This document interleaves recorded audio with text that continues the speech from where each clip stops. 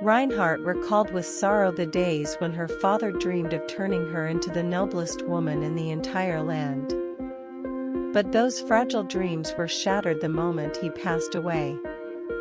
Standing now before his coffin, memories and grief intertwined, and in her mind, the culprit became clear: Crown Prince Michael Alencef.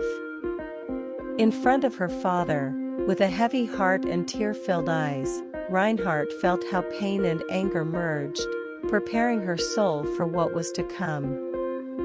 From behind her, the Crown Prince, Michael Alencef, appeared. With a cold and detached demeanor, he told her that he wished to annul their engagement.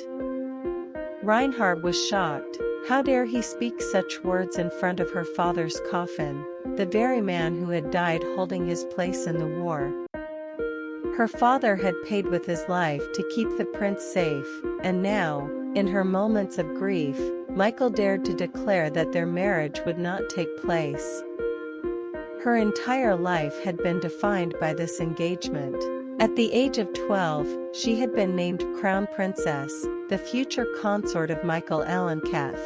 Her father had wanted her to become the noblest woman in the land, bringing honor and prestige to the family. And now, everything seemed to be falling apart. Yet, the true blame was not hers alone. Dulcinea Canaria, an influential lady in the prince's circle, had set everything into motion. She had requested that Michael import salt, fully aware that such a move would ignite riots and unrest among the people. The prince, blinded by his infatuation with her and his own arrogance, ignored the warnings and proceeded with the plan, which indirectly led to Reinhardt's father's death. The Crown Prince watched her with a cool, almost clinical calm. "Don't worry," he said smoothly.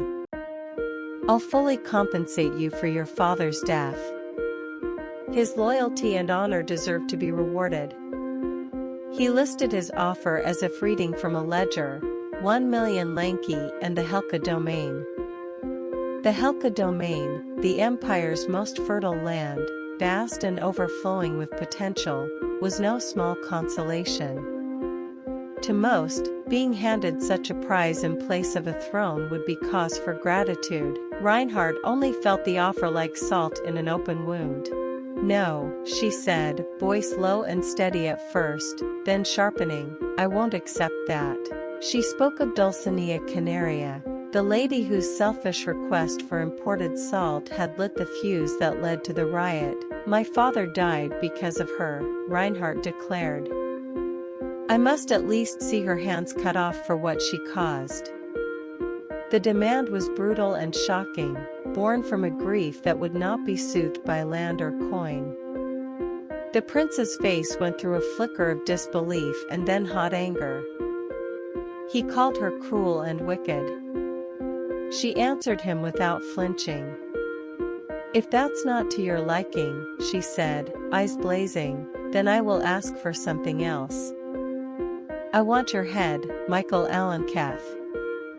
It wasn't a polite counteroffer, it was a verdict. She wanted him dead. Her words struck the court like a blow. For a beat, silence swallowed the room, then the prince's composure cracked.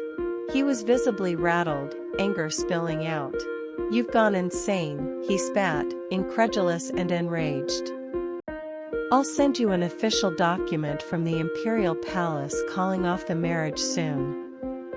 "You've gone insane, so you don't have a say in this." 15 years had passed since that fateful day in the Helka domain, the day Reinhardt had stabbed Prince Michael.